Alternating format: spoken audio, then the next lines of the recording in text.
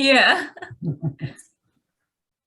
All right. Well, I think it's probably safe to go ahead and kick things off, and as people join, they'll join and listen in. Great to see everyone again, of course. We're really excited today. We have joining us Allyn Kilsheimer. Mr. Kilsheimer has served as president and CEO of KCE Structural Engineers since the founding of the firm in 1969, and as executive vice president of its sister company, KTLH Engineers, since 1995. Since that time, his structural design work has encompassed a broad range of project types, including high-rise office buildings, commercial, industrial projects, residential hotel complexes, and many others. Mr. Kilsheimer has provided consultation services on over 300 matters involving investigation, analysis, and arbitration. On September 11, 2001, within minutes of the attacks, Mr. Kilsheimer was called for help from both the World Trade Center and the Pentagon.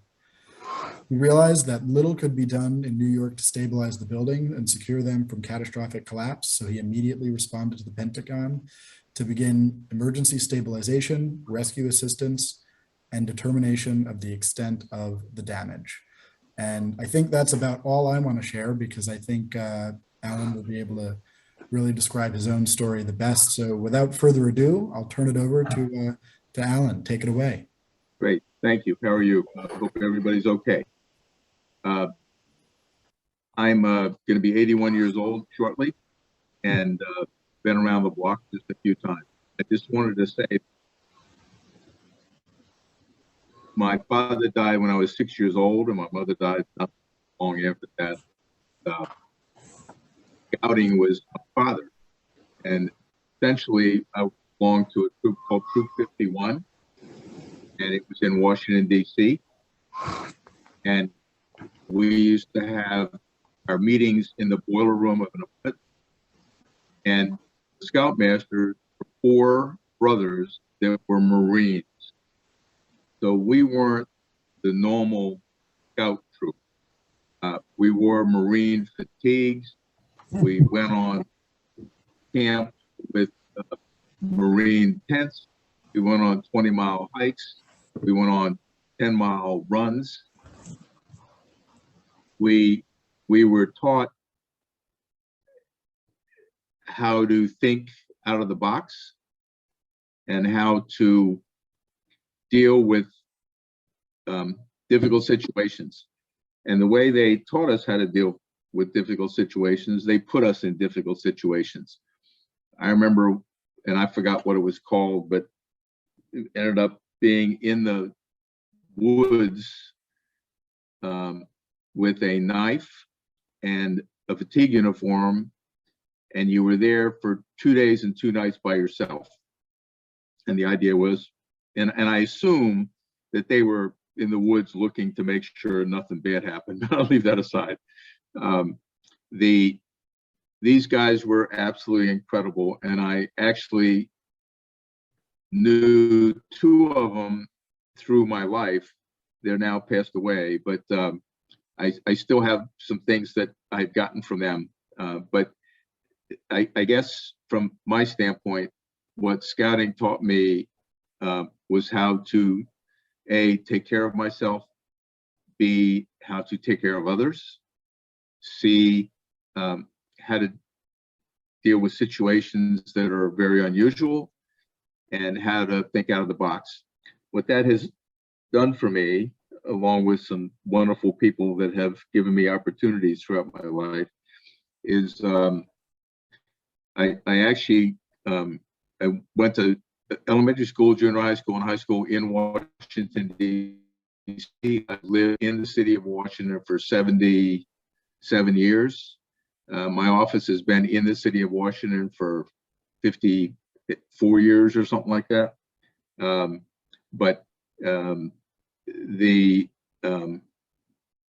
I haven't been involved in very many things with scouting because in 2 things, the main thing being starting about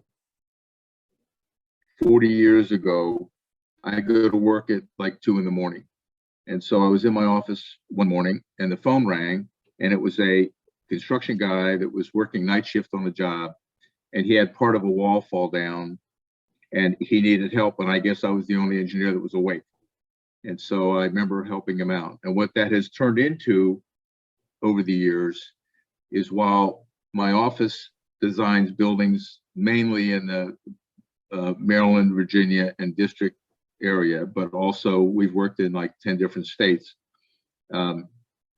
Whenever there's a major problem on a construction job or on a building that is already built, we usually get the phone call. And then whenever there is a problem with part of the building being collapsed or people being trapped or whatever, we get the phone call usually from, if it's a building under construction, from a contractor, if it's building already occupied, from the owners of the building.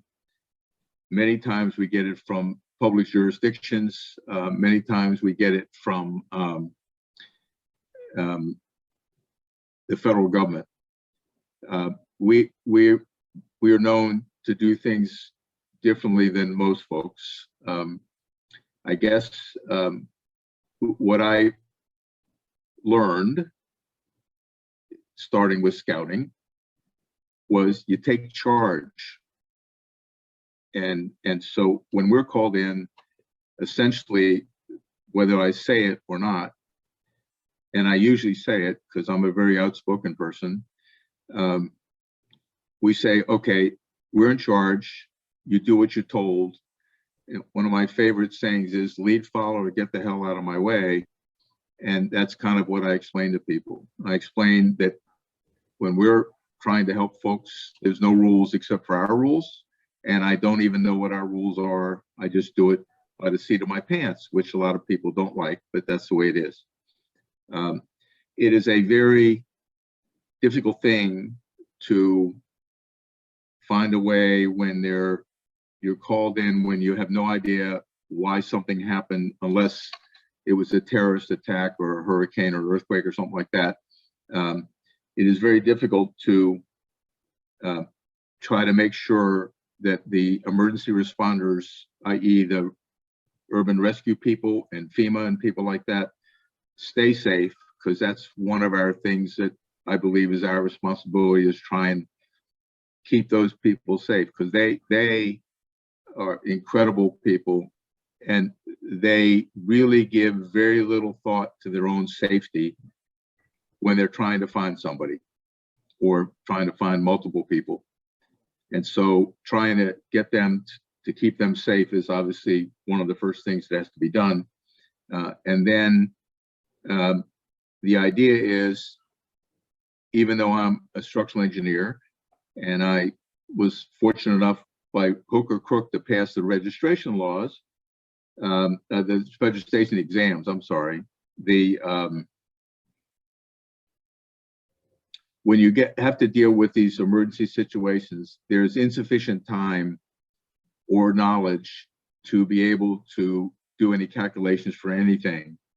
And most of those calculations would be worthless anyhow, because number crunching is great, and trying to prove that something will work or not work by running numbers. We used to do them all by hand. Now they're done by computers, which I understand the number of people that are on the line are younger folks. And I can tell you that when I'm asked why I think so many collapses happen, to pick one or two things, I go lack of communication, which is one of the things that I learned from scouting, is how to communicate properly. Sometimes by being beat over the head. I don't mean physically, but you guys probably understand what I mean. And the other is computers.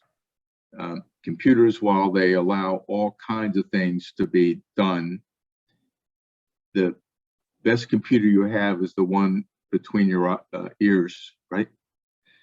And the computer, it at least for me so far, it hasn't run out of storage, and it doesn't need updates, because every time I go someplace, I get updated by what I learn there. Some of you guys, I guess, might have heard that I was called in June of last year when the building collapsed in Surfside, Florida, that killed 98 people. And I have been here. I'm actually there now. I have been here every 2 weeks for a couple of days until February. And since February, I've been down here full time. And I fly to different parts of the country when I get phone calls about situations there that need help with right away. So another thing that I learned from the Marines in Troop 51 was how to deal with multiple things at the same time. And I know there are words today as to what that's called, but leaving aside, you have to give 100% of whatever you have, or 120% of whatever you have, if you're going to offer help to other people. And I think one of the biggest things that besides how to think ahead and think out of the box, what I learned from the Jollis brothers was helping other people and how that helps you more than it actually helps the other people. So down here in Surfside, the first thing we had to do was I think I got the phone call in the morning around 4 o'clock in the morning, and I was down here that afternoon. And obviously the first thing was to work with the fire rescue people and FEMA as they came down here. One of the biggest things we did here was to, back then was to essentially find a way to help understand if the remaining building could remain standing as there was a hurricane coming. And that's where the, first of all, there were no drawings available of the building. The designers of the building were dead, and nobody knew how the building was built. And you couldn't run any numbers because there was just no information to do that. So the younger folks that are on the line will learn that as you go along, you're going to learn from every single experience you have. And some will be good things and some will be bad things. I personally believe that you learn a whole lot more by making a mistake than by doing things right. I think one of the biggest mistakes that you can make is not to make a decision. Even if it's the wrong decision, especially when you get calls like we do, not to make a decision is the wrong thing. And you can overthink things, and I can tell you in the various situations that we've been involved in, there are many times when I've made many mistakes and made the wrong decisions. But I can tell you that I don't believe any of them caused anything negative, certainly not more than what would have happened had a decision not been made. And so I think, again, what's really important is to do the best you can. And again, what I've learned again from the Marines was you don't be afraid of anything. People have asked me before, why what I'm afraid of, and what I've said is I'm afraid of myself. That's what I'm afraid of, but I'm not afraid of anything else. I've also been asked a number of times how I'm able to do the things that I do and figure things out the way I kind of do pretty much on the spot. And I don't know, I don't mean to say something negative or something, but my language is always terrible. And what I say to lots of people is, because I give speeches all over the country and on different topics that I'm asked to talk about. And I say to them, I won't say fuck very often, so I won't say that anymore here. But what I can tell you is when I was asked how I know all this stuff, I've said, and how I'm able to do it, I say because my balls are bigger than other people's. You have to step up to the plate. Always step up to the plate. And remember, again, helping other people is a big deal. Now, if you want, I can kind of go through, I'll pick a couple things, like I can talk about the Pentagon for a little bit if you want, or I can very limited talk here about Surfside, because the settlement that was reached last night essentially means that all the experts and lawyers that were working for plaintiffs and defendants, because there's lots of people like that, they're all going to be gone in the next 30 days. So I'm going to be back to where I was in the first place, right?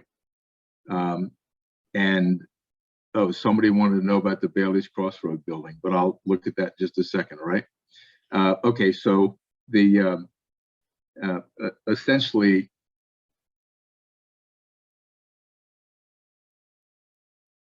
I originally had a plan, because remember, we were hired by the government agencies here in Florida. So we weren't part of a lawsuit. Our role was to figure out why it happened. And the main reason, besides figuring out why it happened, because many of the family members of people who died have asked, why did it happen? And then there are many, many other buildings all the way up and down, certainly the south coast of Florida and all the way up through Georgia, and even in Ocean City, Maryland, who want to know what happened to make sure that they don't have the same risk in their buildings. And part of that, all that concern is that the media makes up stories about why this happened. And the media has no idea why it happened. But what they do is they go find somebody who either pretends they know what they're doing or knows something, and they say it could have happened because of this. Well, nobody knows anything factually about why it happened. And we're just finding out factually enough information that we can try and figure out why it happened. So the other thing to learn is, don't offer advice to people when you're not sure that you're done and you figured out whether you really believe what you're saying. You also want to essentially, I guess I've probably had 500 media events of various types all over the world. You can't, and I don't mean this negatively to media people, but you can't trust them, because what they're interested in is they're trying, among other things, to sell the newspaper or get ads on their TV program or whatever it is they're trying to do. Some of them are trying to get to the bottom line, but the bottom line, if it isn't dramatic, they're not that interested in it after they find out more about it. We have a couple of those right now. So be careful when you talk to media of any type, whether it's on the record or off the record. And then again, all due respect to folks that might be on the line, attorneys have a certain role that they have to fill. They're supposed to help their clients and deal with stuff. They might have a different idea of how you deal with that. I'm not sure that any of the scouts that were with me in Troop 51 with the Jollis brothers, I don't think many of them turned into attorneys, because we would have learned maybe that wasn't what we wanted to do. Anyhow, so somebody asked a question about the Tyson's Corner collapse, which is 40 years ago, or give or take. And it was 2 apartment buildings that went down. They were like 30 stories or 18, I forgot how many stories it was, probably 30 stories.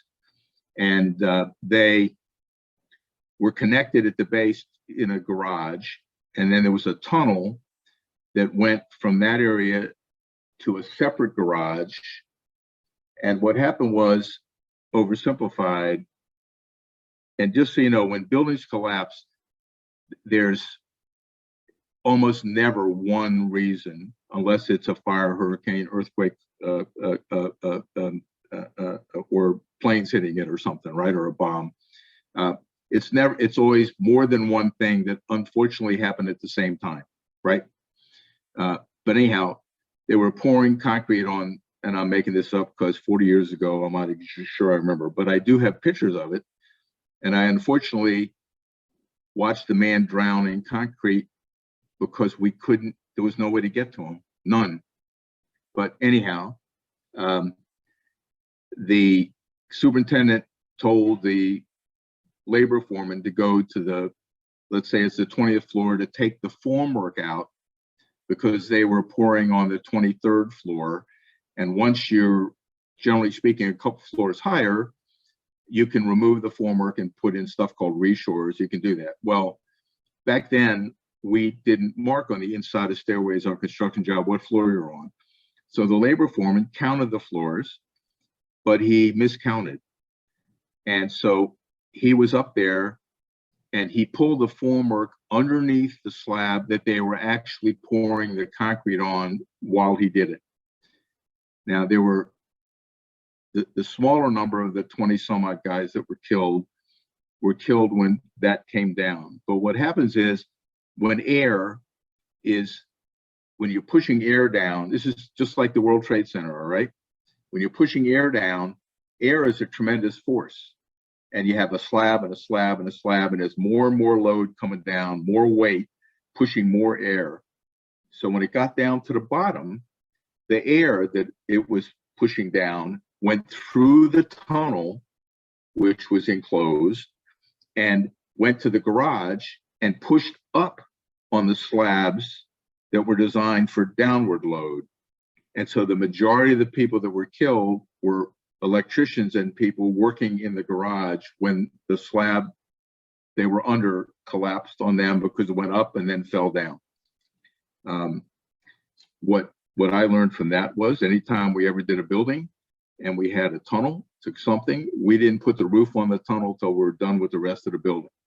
All right. On the Pentagon, I was in my office. I'm sorry, I was in a meeting a block from my office, which is downtown Washington. And it was right around when cell phones kind of just were going. And I got a phone call from my office, roughly, I forgot, 9:30 in the morning. Okay, and it's my assistant, who at the time was called a secretary, but that isn't what you call people anymore, said a plane hit the building in New York. And I said, that's terrible. And I hung up the phone and I explained to the guys that I was in a meeting with what happened. And we went back to the meeting. And a few minutes later, I got another phone call and she said, another plane hit the building in New York. And we got a phone call for you to be in New York.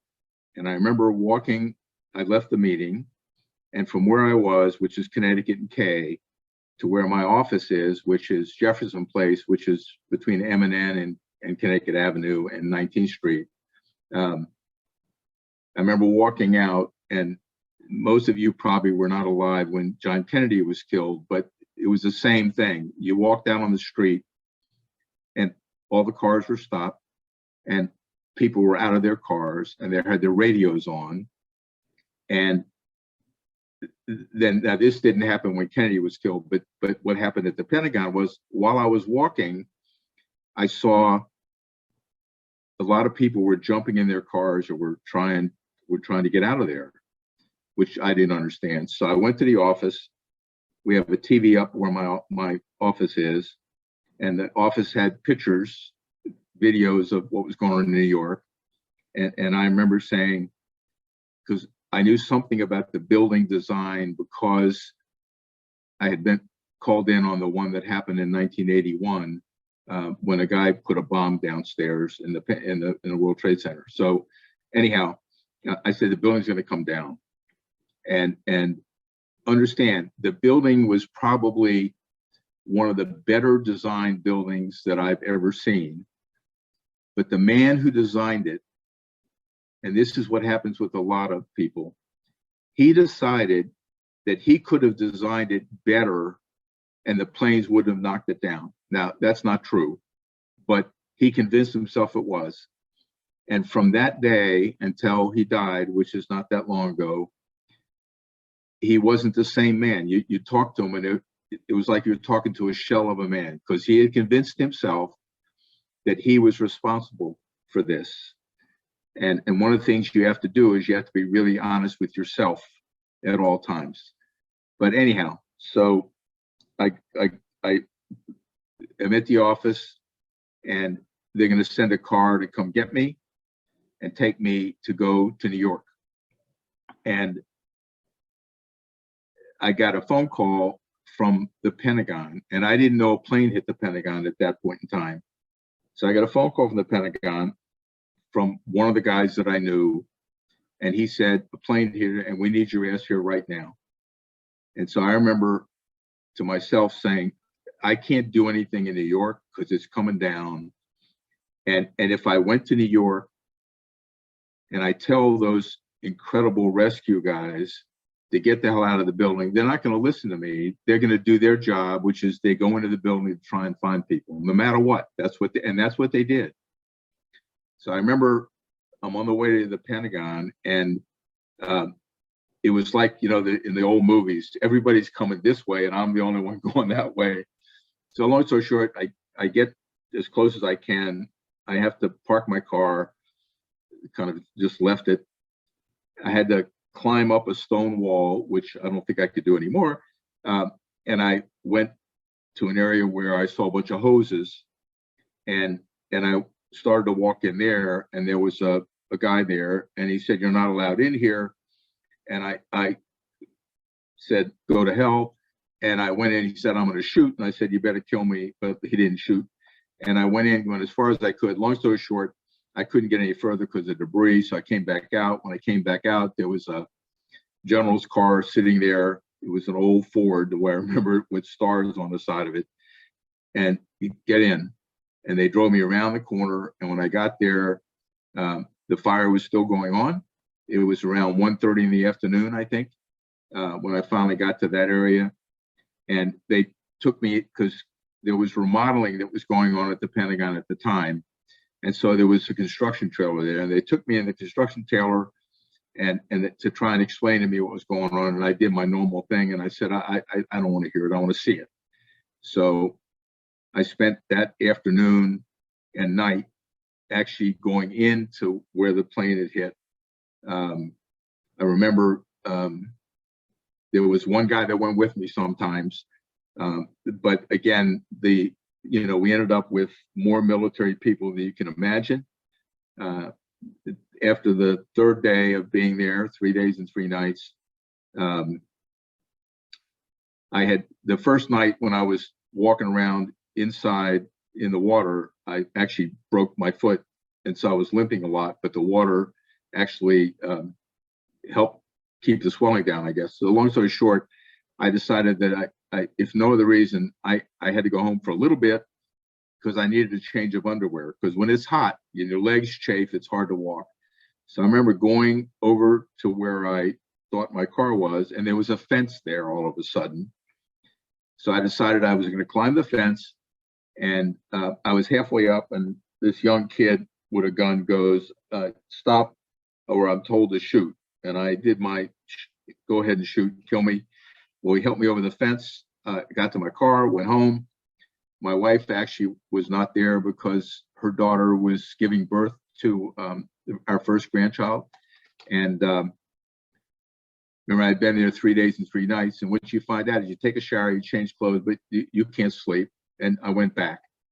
And around the 5th day, around then, Rumsfeld came down, because his office was elsewhere in the building, and said, "Do what you have to help these people." Now, I didn't know how he knew me, but somebody told him about it. So we were doing what we had to do to try and find people and get people out. And then that was on a Tuesday. On Sunday, a guy named Lee Evie, who was the project manager for what's called the Penn Ren renovation program. Lee called me down to an area they called the MOC, which is the Modular Office Complex. Because remember, everything at the Pentagon has initials. They don't talk English. And goes, I want you to make it safe. I want you to figure out how to put it back again. And that's where we are. And I remember, because I didn't know him, he has become a very good friend of mine. I remember explaining to him about how I do things very quickly, and he said, do what you have to do. So Lee Evie, to this day, has about 50 holes in his body from all the bullets that he took that were meant for me. So he let me do what I did. We were given essentially 5 years to do the job. We were given $1 billion and told that we could get another $1 billion if we wanted to. Now, remember, 20 years ago was a lot. 20 billion is a lot today, but it was a lot then. Because of the 3,000 incredible people that were there doing what I asked them to do, we did the job in 11 months. And of the $1 billion they gave us, we gave them $550 million back. The government didn't know what to do with that because nobody ever does that. I'm still close to a number of people that work with us at the Pentagon. September 11th this year, let's see, at the 5th year anniversary, we put together a dinner for as many people as we could find, just because we thought it would be nice to see everybody. We had another one here at the 20th anniversary. We had over 400 people, and that was when the COVID thing was the highest. And what was incredible to me was the things that the people that worked on the job, I mean people that worked on the job, I don't mean people that were sitting in an office someplace, what they remembered and what was important to them. And what was important to almost all of them, if not all of them, was we're going to show the people that do stuff like this that they can knock us down, but we're going to get back up again. And that's what we did. And that's kind of what I've been saying also my whole life is, I don't care how many times you put me down. I mean, I've fallen off buildings, I've broken my back, I've had welding rods through my neck, all kinds of shit like that. But I was taught to be tough by these Marines. And I probably learned to be tough for a few other people here or there, but you need to really believe in what you're doing. And you also, well, what I say to people is I love what I'm doing every single day. That doesn't mean that sometimes during the day I hate it, but you need to stay focused. And if you don't love what you're doing, find something else to do. Because I can't envision people having to get up and go to work in the morning and not like what they're doing. That doesn't mean you're not gonna like it sometime. Okay, so that's, and then, you know, what was done at the Pentagon was pretty incredible by all the people. Okay, so that's essentially the Pentagon, that's Surfside, and that was Bailey's Crossroad. There are lots of other ones, but I can tell you that nobody ever does anything by themselves. And if you're fortunate, you have people around you and people that you meet that are focused. And the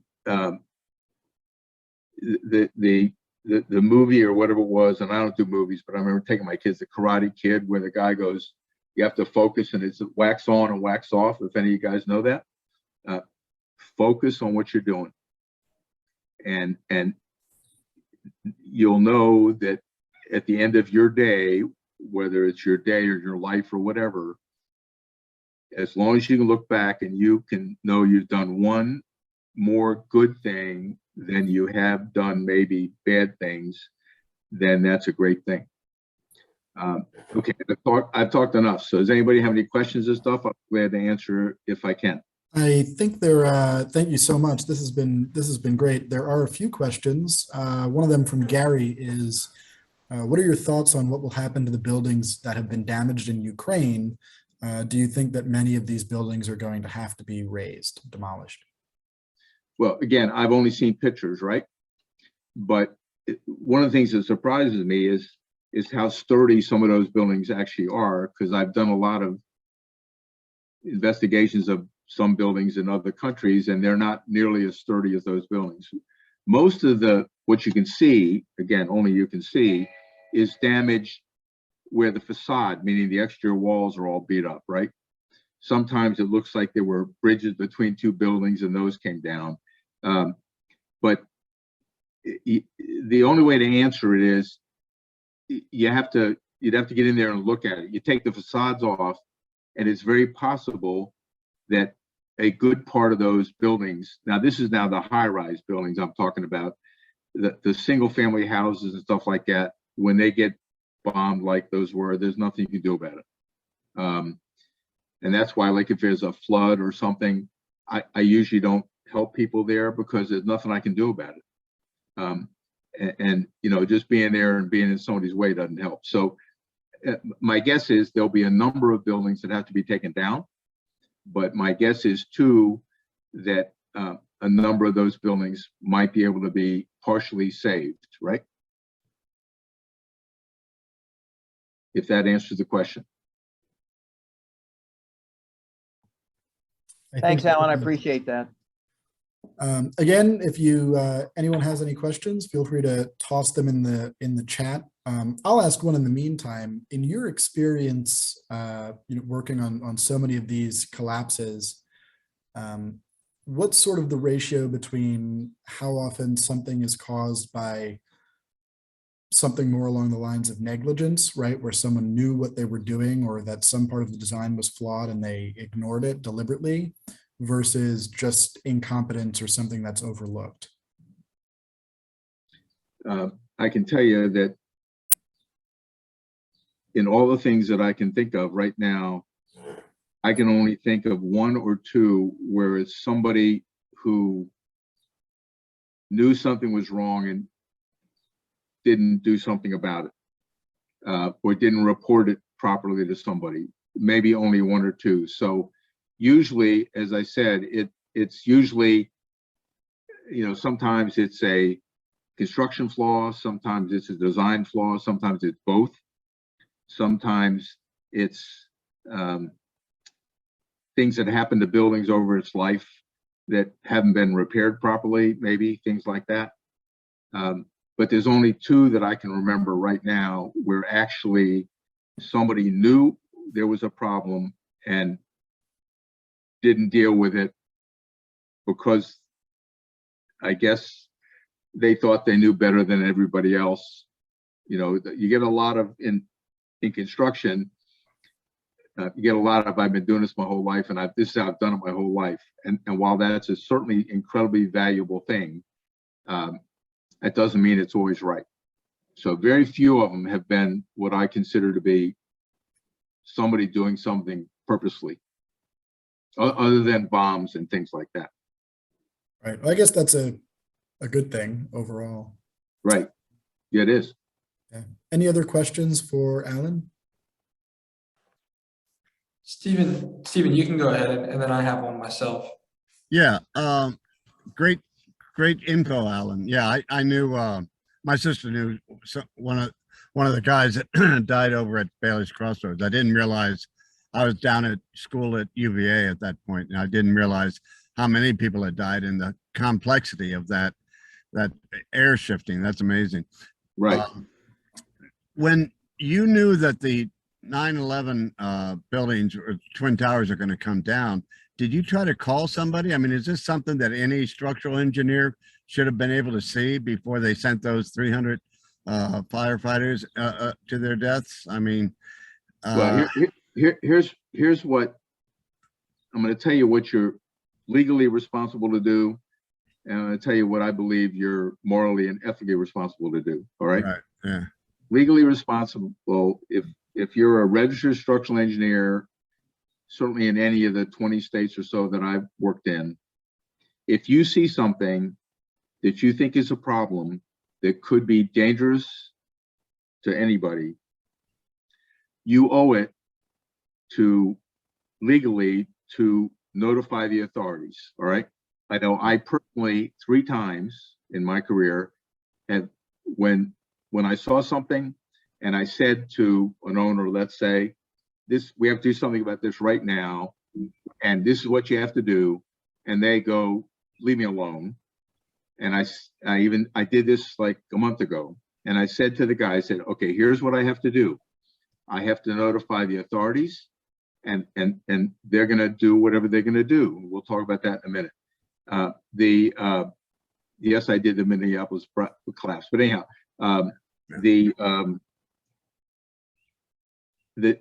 you know, he was very upset that I threatened him, and I explained to him it's not a threat. It's what I have to do and what I believe morally and ethically I have to do. Now, the problem is when you do notify an authority, almost universally, they don't do anything. They might send a notice to the owner saying, we understand you have a problem here, or they might even go there and say, you got a real problem here, you got to do something about it, right? But they don't have the authority to step up and do something, or if they do have the authority, it's a long-term situation. Now, there are times where, in fact, the government agency contacted us and said, what do we do? And because of all the stuff we've done, I pretty much have contractors in most major cities that I know well. And if I think something has to be done and it can't be done in a hurry because of whatever reasons, I pick people on the phone and I go, here's what I need. I need 30 guys to do this, and I need concrete, I need wood, I need steel, whatever. And they never go, I'm sorry, who are we working for? They never go, who's going to pay us? They never do any of that. They have the stuff there within hours.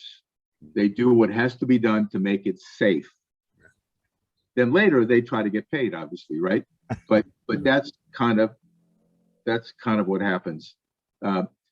We don't give enough power. Like here in Florida, the way it works is you have these certification programs and stuff like that.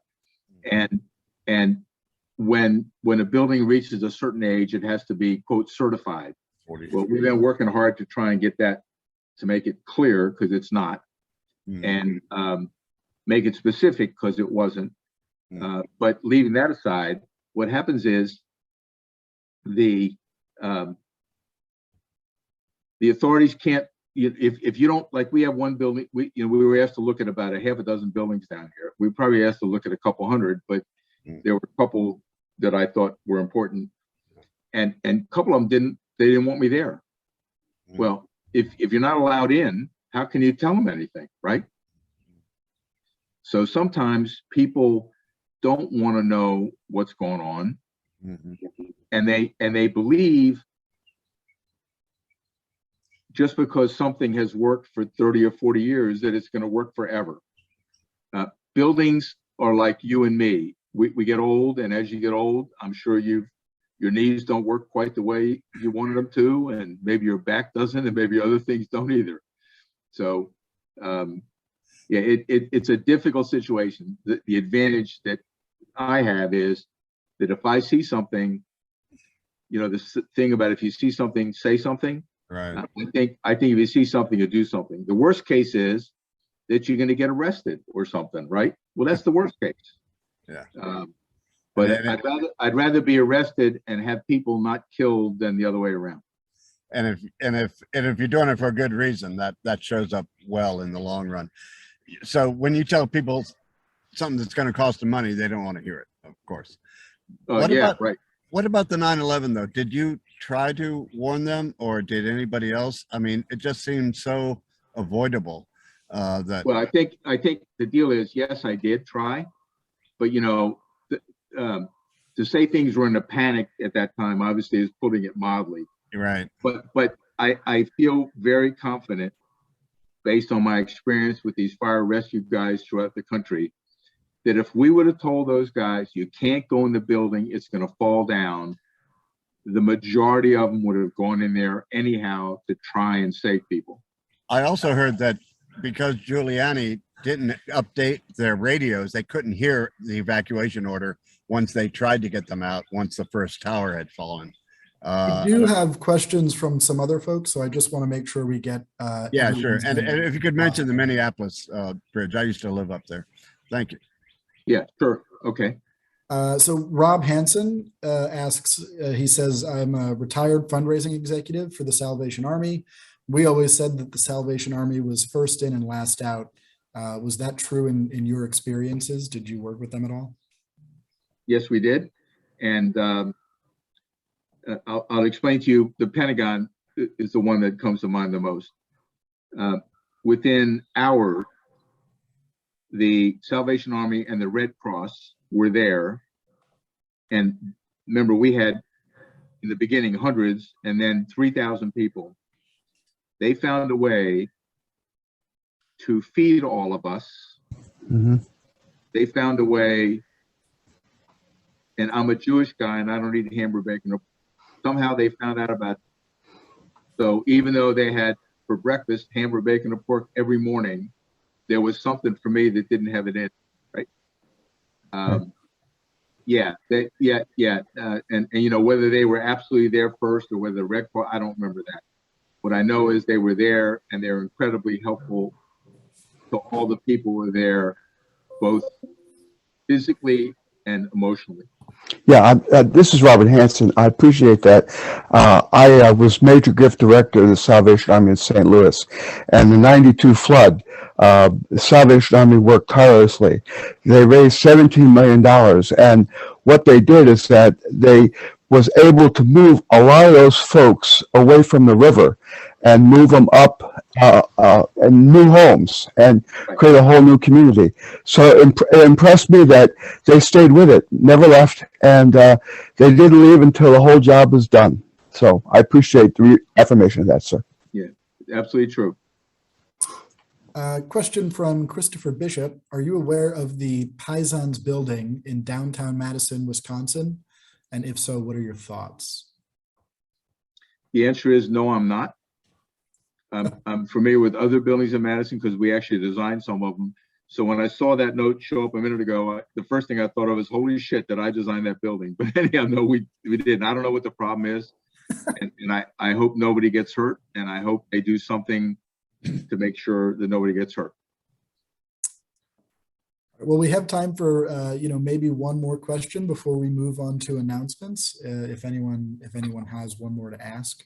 I have something else. Being a fundraising executive, I was moved here and was doing some freelance work, and I got contacted by a Admiral Thompson, who was very interested in documenting the whole Pentagon 9/11 episode for public television. Do you know if that ever happened?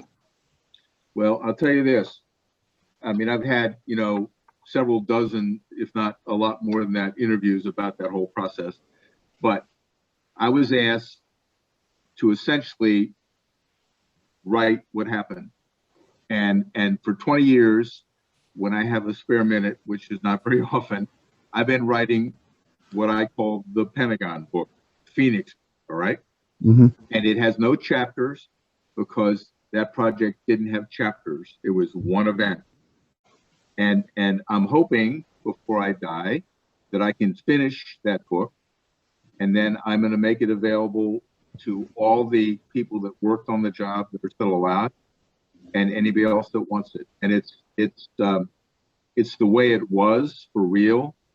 To say that it is an X-rated book is probably putting it mildly, but I explain things in incredible detail of what went on, how it went on, not administratively, talking about what was done by what people. And I have one of the speeches that I give that I actually just did about a month ago was a 2-hour talk about just the Pentagon. I have a slideshow, and I take it from some photographs that people have never seen before at the very beginning of the event, all the way through the completion of the event. So yeah, that eventually I'll finish it. Right. Well, thank you so much, Allyn. Again, this has been fantastic. We all really appreciate you taking the time to join us here No sweat. today and speak No with sweat. us. Great. So thank you again. Little virtual round of applause for Allyn. We appreciate it. And I will turn things over to Colin and see if we have any announcements from the council.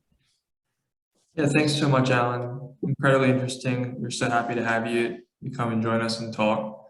Not too much in terms of announcements. We are still looking, as the NESA 50th event was so successful back in April, we're looking to have another in-person networking event. You know, we have shifted these lunches into more of a speaker series, as you guys can see, and we're gonna reserve the networking opportunities for those in-person gatherings that we're working to plan and working to figure out for you guys.